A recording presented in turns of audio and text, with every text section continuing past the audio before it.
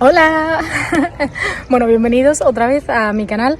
Hoy vamos a hacer un vídeo un poco diferente porque, como ya sabéis, o quizás no lo sabéis, este canal empezó cuando yo estaba trabajando como auxiliar de conversación en Guayana Francesa. Entonces he pensado que quizás os interesaría saber un poco más del programa, cómo funciona y sobre todo pues escuchar las experiencias de otras personas. Entonces, pues bueno, yo fui auxiliar de conversación 2 veces, a pesar de que en el Ministerio de Educación Española se diga que solo se puede participar una vez. No es cierto, creo que conozco a gente que ha participado hasta 4 veces, así que no os preocupéis por eso. Y la primera vez fui auxiliar de conversación en la isla de la Reunión, que es una pequeña isla que está al lado de Madagascar, entre Madagascar e Isla Mauricio, y que pertenece a Francia. Y después repetí la experiencia de auxiliar de conversación ya en Guayana Francesa. Entonces, bueno, vamos a empezar un poco con las cosas malas, digamos, de ser auxiliar de conversación. Lo primero para mí, y claro, es que yo me fui muy lejos a ser auxiliar de conversación, entonces hay que tener en cuenta que nada está cubierto, ni los vuelos, ni el alojamiento, ni nada de nada, así que hay que ahorrar un poco antes de poder participar. Además de eso, otro punto bastante negativo es el sueldo, porque se trabajan muy poquitas horas, son 12 horas a la semana, entonces el sueldo en Francia continental, digamos, creo que está sobre los 200 euros y en Francia de ultramar, que es donde lo hice yo, pues entre los 1.100 y los 1.200 euros. Así que, bueno, en mi caso yo lo compaginaba dando clases de inglés y de español a extranjeros online o buscando alumnos allí. Además de eso, pues bueno, el trabajo a veces puede ser un poco complicado porque los profesores no saben muy bien qué esperar de vosotros, así que a veces no hacéis nada, estáis en una clase de brazos cruzados y el profesor pasa de vosotros, o a veces todo lo contrario, el profesor se va y vosotros pasáis de ser auxiliares de conversación a ser profesores, sin el sueldo de profesores. Pero bueno, eso también es hablarlo con el centro en el que trabajáis y encontrar una solución. Y bueno, para mí lo que es el peor punto de todos es que dependiendo de la academia, digamos, en la que te toque, puedes tener más suerte o menos suerte. Por ejemplo, en el caso de la Academia de Reunión apenas tuvimos pegas, pero en Guayana mi contrato comenzó en octubre, yo cobré mi primer sueldo en enero y no cobré todo, o sea, cobré 1 mes y medio y estuve peleándome casi hasta abril, que era cuando se acababa el contrato, para cobrar todo lo que me debían. Entonces, claro, se hace muy complicado estar viviendo en otro continente, que no te paguen y que dejen de responderte a los emails porque saben que te tienen que pagar, pero no lo hacen y no te dan ninguna solución. En fin, entonces, en cuanto a la Academia de Guayana, pues si queréis ir allí, tened mucho cuidado porque estas cosas pueden pasar. Hemos tenido muchos problemas, no nos han dado solución a ninguno, entonces los auxiliares allí están bastante desprotegidos. Pero bueno, a pesar de todo esto, ser auxiliar de conversación es algo que recomiendo muchísimo, es una experiencia espectacular, aunque no quieras ser profe, aunque no te interese la enseñanza ni la educación, está muy guay porque te permite viajar un montón. O sea, si habéis visto mi canal, yo he estado en Brasil, en Surinam, en Martinica, he estado por todas partes y además, como se trabaja muy pocas horas, a pesar de que el sueldo también sea más bajo, bueno, pues te da mucho tiempo libre para estudiar. Yo me saqué un máster mientras estaba haciendo mis 2 estancias de auxiliar. Además puedes tener otro trabajo, puedes seguir formándote, puedes viajar, puedes hacer lo que te dé la gana. La verdad es que se vive bastante bien y además vas a conocer a muchísima gente porque en todos los sitios hay auxiliares de conversación de otros idiomas, de portugués, de inglés, de alemán. Entonces se hacen muchas conexiones así y nada, es una experiencia súper guay. Yo la recomiendo muchísimo, a mí me encantó y de hecho repetiría otra vez si pudiera. My name is Samuel. I'm 21 now, thankfully. I am from the UK. I grew up in London, but spend time in a few different cities now. And yeah, I'm an English language assistant here in French Guiana, specifically in Cayenne. Cool. Sure. I like being a language assistant. Well, the fact that we only work 12 hours a week is definitely a good part of it. I think the fact that you can travel and have everything just well prepared for you, well sorted. I think the fact that you're in a big group of other people from all over the world is an amazing thing. And also, like, I don't know, it just gives you flexibility to explore the place that you're in. Yeah, sure. Yeah, I kind of forgot the actual teaching as part of the job. What do I do? So I So normally what I do is I like take out a group, or for some of my lessons I take out a group of like 6 to 7 people. We might do like a game that's related to getting them to speak a bit of English. And then I'll run through something either cultural or grammatical to kind of get them speaking more English, discussing things if they can. The problem is how a lot of them don't want to or can't actually speak English, which makes it hard. But negative aspect, I guess one negative aspect is that I'm in a lycée professionnel, so I'm in a kind of vocational high school, and motivation is the big thing. Like sometimes, a lot of the time, students aren't motivated to work, and so I've got a two-part job of one, motivating my students to actually pay attention, and then actually teaching them. And that first part is the part that I don't enjoy about the job, because it can be really hard. Some students just don't want to pay attention, but hey, I guess that's part of being a teacher. Okay, I'll start with the good side. I quite like French Guiana. Like, I'm quite positive about life here. I'd say the positives is that the weather here is amazing. I love warm weather, so that's perfect for me. The second thing is I think the people here have been relatively welcoming. Like, actually, they've been very welcoming. People are generally quite friendly, and people give compliments about how I speak French, and they're like happy to. They always want to know more about who I am, my story, which is lovely. And I guess the third good thing would be life here is much more chill. And coming from London and a fast-paced university, it's just nice to have some time to relax and have a life which is more chill. Negatives. I said the heat is a good thing. At the same time, it can also be a lot. It's very humid out here. That can be tough. I think the big thing here is there's no I'm not somebody that drives, and so the lack of transport makes it hard to actually do things sometimes. There's a lot of things I would love to do. I can't necessarily do if someone doesn't give me, a lift. And then the third thing is it is also just we are in French Guiana, it's great, but there's a limited list of things you can do, and then you can quite easily get bored if you're not traveling into the middle of the rainforest, which not everyone can do every day. Good question. Any advice for them? Advice. Get a bike.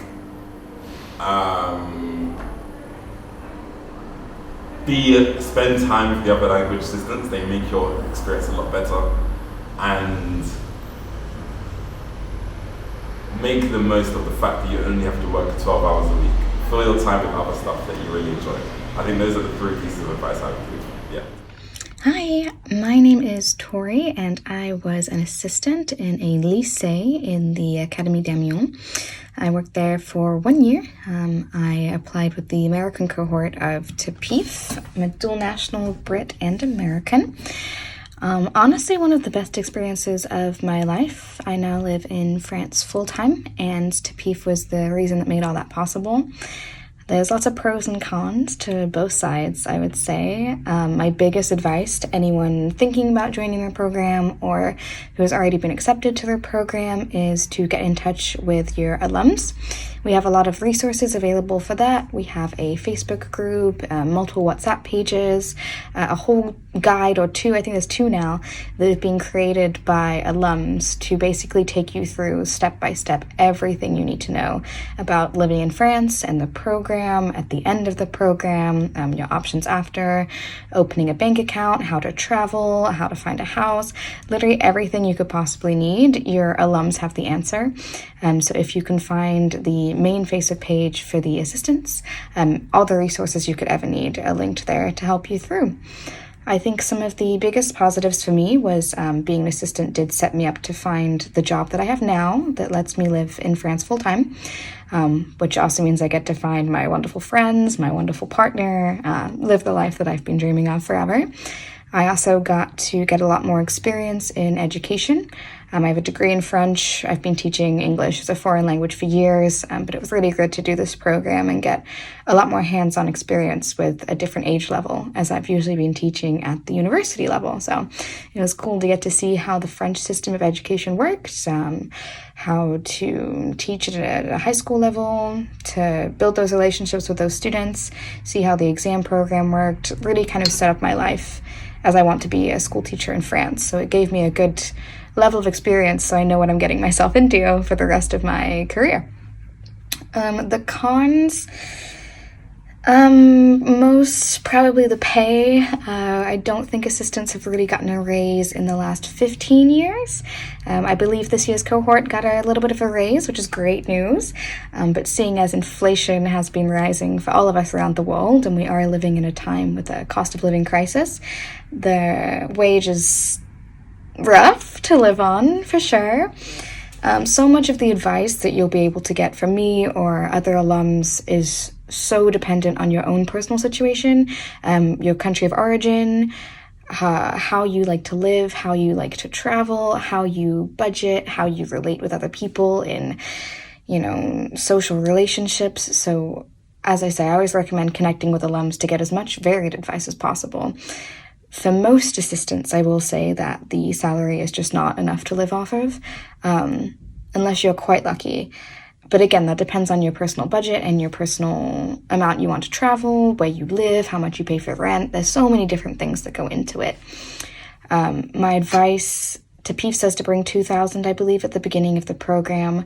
Unless you already have housing secured with your school, I do say it's kind of hard to make that stretch, especially if you're going to be living in one of the biggest cities, and you have to look for housing, and that might take a couple of weeks even, and you have to fund yourself with lodging for a few weeks in those big cities. If you're, an assistant near Paris, like I was, I had to stay in a hotel for a few weeks before I found my apartment and got set up and everything, and those costs can really add up very fast.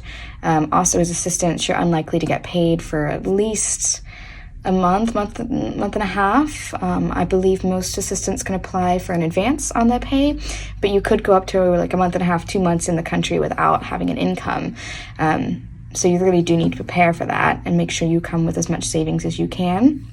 Now, obviously, we don't want to discourage anybody from the program, no matter of your financial or economic background. And I think that things like this should be accessible to everybody.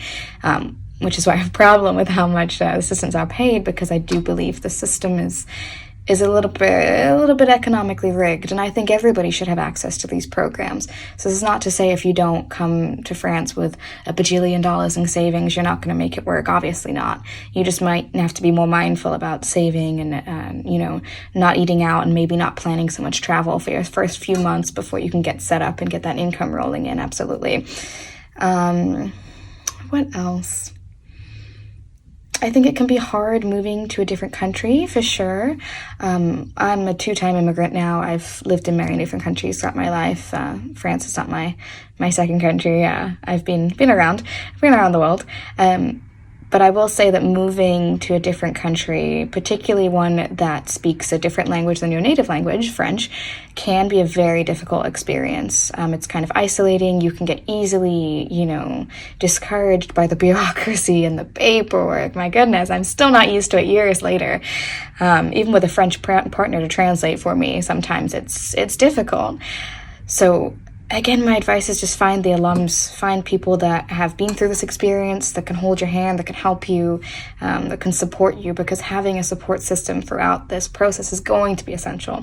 And don't feel like a failure if you struggle a little bit. It's exhausting, and it's isolating, and it's tiring to move to a whole different country. You pick up your whole life, you leave your family, your friends, everything behind. And it's the scariest, most difficult, most wonderful, incredible thing I've ever done. So you've got to take the thorns with the roses when it comes to this experience, that's for sure. But make sure you have a support system, and if you don't, find one as soon as you get here. The alums were super friendly, we're pretty cool. The new assistants will want to make friends too, so find some people that can support you throughout this experience. And never feel like a failure if you're struggling. Like that's a big piece of advice, because I felt like a failure when I first moved, and I was living in France, and I was miserable sometimes, and that's okay. You're human. You're allowed to have bad days. Even if you're doing something that is your life dream, that doesn't mean you have to love it every single day. It's okay to struggle a little bit. And we are here for you if you do struggle. Any questions? The entire alum system we have set up, this entire resources, process, like network that we have for you guys, we're here to help. We want people to enjoy this experience and to hopefully help people to avoid some of the problems that we had and avoid some of the mistakes we made when we first did it, because everyone's only human. But it really is one of the best experiences of my life. I cannot recommend it more highly to anybody. It's great. You get to live in this amazing, beautiful country. You get to explore the culture, build your knowledge of the language, meet these incredible educators that are able to give so much experience and so much aid to people that wish to be an educator for the rest of their life. I've learned so much that even my courses in education haven't taught me the same things that I've learned from the teachers I've been so privileged to work alongside with. And I have made lifelong relationships throughout this program that with people I never would have met otherwise. And it's been absolutely incredible. I definitely would recommend it to anybody. But I mean, everything in life has pros and cons, right? There's many different ones on both sides. Biggest pro, amazing experience, amazing people. You learn so much. Biggest con, probably the pay. And of course, the isolation, but you're not alone. You have us to help. So we're here if you need anything, for sure. Reach out to your alums. And good luck with the French bureaucracy, because even those of us that have been doing this for years, and even those of us that have best friends and partners and girlfriends and boyfriends who are French, we still struggle with this. So don't feel like you're alone if the bureaucracy gets you down, because that's part of the French culture, and we love it. Hola, yo me llamo Irati, soy del norte de España, del País Vasco. Y he estado 2 años como auxiliar de conversación, el año pasado en la Academia de Grenoble, en los Alpes, y este año en la Academia de Versalles, en Île-de-France, al lado de París.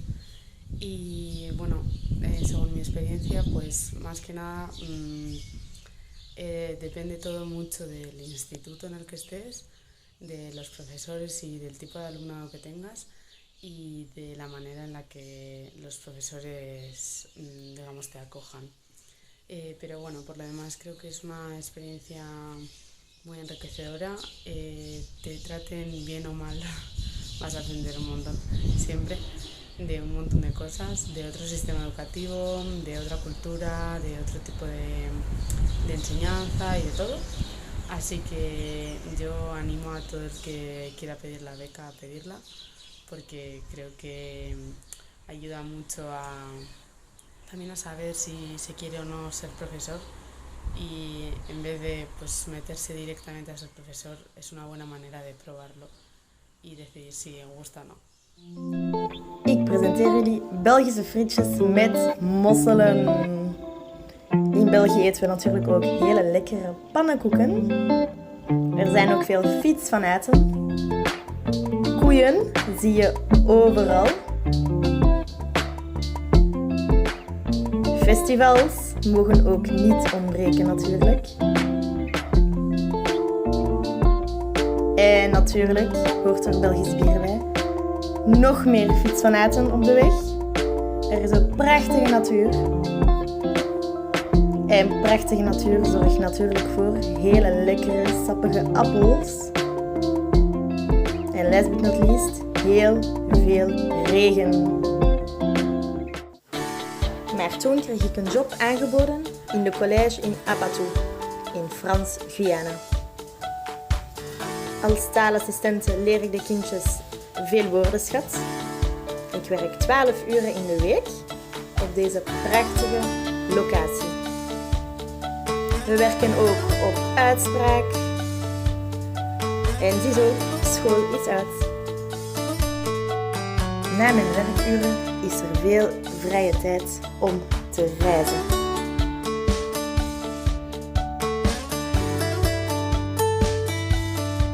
Zo had ik veel tijd voor de lokale voeding te proeven.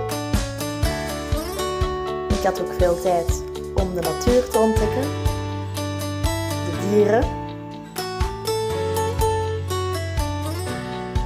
de Maroni-rivier. De Maroni-rivier met al zijn gevaren en zijn sterke stroming. De gewoontes uit Apatou. Activiteiten met de andere taalassistentes. Activiteiten met school.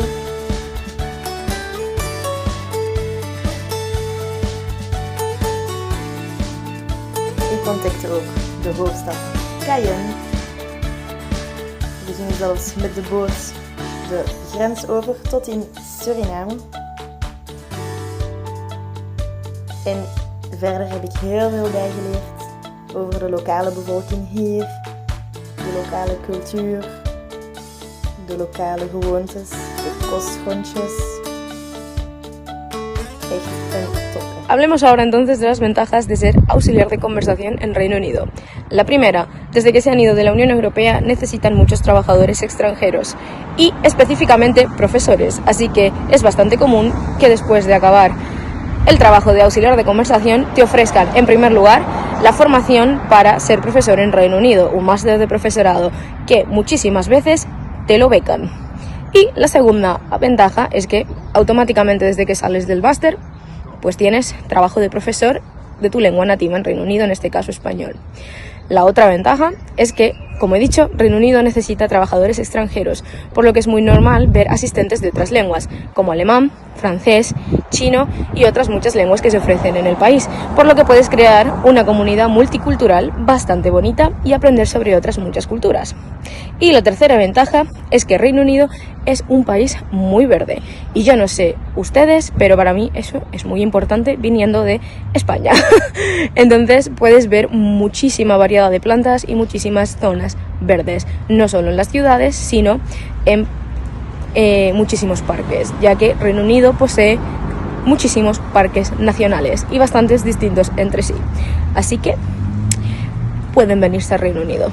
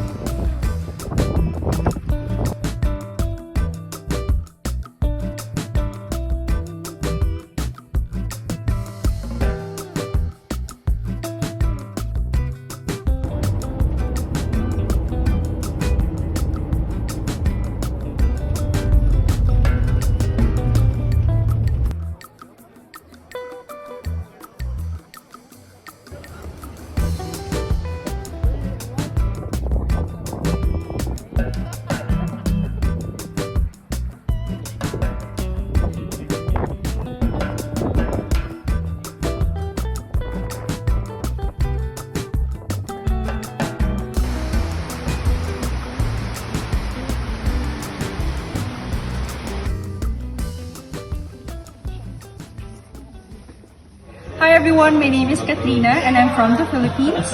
I'm 32 years old and I am an auxiliar de conversación here in the region of Murcia, specifically in the town of Karawakan. So some of the good things that I have experienced while in this program is of course being able to share the English language to the students and of course also to the teachers. And as an educator, it's an opportunity for me to see the educational system of Spain and to be able to collaborate with teachers. I really enjoy that a lot. I enjoy that I'm able to share my skills and they are also able to share their knowledge in terms of the skills and strategies that they use inside the classroom. And I feel good about that. And another thing is, as an Asian, it is really a big, grand opportunity to be able to stay in Europe and do this as an experience in life. I really recommend to anybody who probably just graduated, or especially if you're from Asia, it's a good opportunity to spend at least a year to live abroad and know how it feels to be independent and experience another culture. So some of the challenges that I faced in the schools or in the classrooms is that it's not a new program, but maybe in some areas it's a new implementation in their schools. So some of the teachers are not they don't have a clear understanding of the program, and they are not able to implement. They are still learning how to implement this program and how to use us in the classrooms. So that's a little bit of a challenge to me. And also, some of the students are not very interested in learning the English language. So, but a lot of them, many of the students they are interested. So I guess it also just balances it out. But of course, to me, it's a little bit, I get a bit sad and I don't want to learn the English language because it's what I'm here for. But all in all, it's a good experience. Pues hola, mi nombre es Samir Quiñones, soy de Puerto Rico, llevo ya 2 años dando clase en España, el primer año fue en Madrid y el segundo aquí fue en Caravaca. Pues mi experiencia aquí en Caravaca ha sido muy buena, la diferencia de cultura entre Caravaca y Madrid se nota, el idioma, el lenguaje, cómo se expresa la gente ha sido muy diferente, me ha gustado eso. Los estudiantes han sido muy buenos anfitriones de su pueblo, te ayudan a ir a las fiestas, te saludan en la calle, ¿ves? Se siente muy bien ser parte de la comunidad. Las cosas que no me han gustado sería en la escuela se siente un poco de la necesidad de que los estudiantes respeten más los maestros. Se nota mucho siendo auxiliar el no poder ser parte de la disciplina de la clase, pero aparte de eso ha sido una muy buena experiencia y no hay nada mucho que comparar con Madrid, ha sido más o menos lo mismo, pero aparte de eso se lo recomiendo a todo el mundo que quiera tener un break de su trabajo, de su vida y venir a hacer esta experiencia, se lo recomiendo a todo el mundo. Hi, my name's Ian Boldeston. I'm from Albany, New York, United States. I'm 23 years old and I'm an auxiliary in Caravaca de la Cruz in Murcia, España. So first, I think the negatives of being an aux kind of mainly have to do with dealing with bureaucracy. So I know a lot of people have struggled with getting their visas sorted out, or the fact that with your visa you can't work, and I think being here only on a study visa really sort of limits your opportunities in Spain, especially because with the program you mainly only work part-time, so if you want to find other work that's pretty difficult to do and you're kind of prohibited from doing that because of your visa status. And then another sort of negative I would say is that I think sometimes going to your school, the teachers and the administrators already have sort of a set culture or a set way that they go about doing things, and as someone who's sort of new or only there temporarily, maybe you're not fully like integrated into that. So I think sometimes it can be hard to like know how the school organizes things or how you should sort of communicate within that framework.